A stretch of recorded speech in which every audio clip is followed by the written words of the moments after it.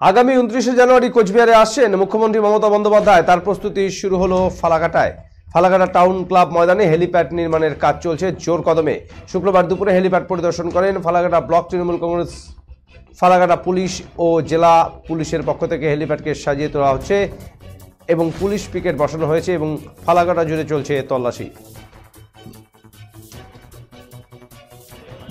আমাদের মাননীয় মুখ্যমন্ত্রী কুচবিহারে আসছেন 29 তারিখ।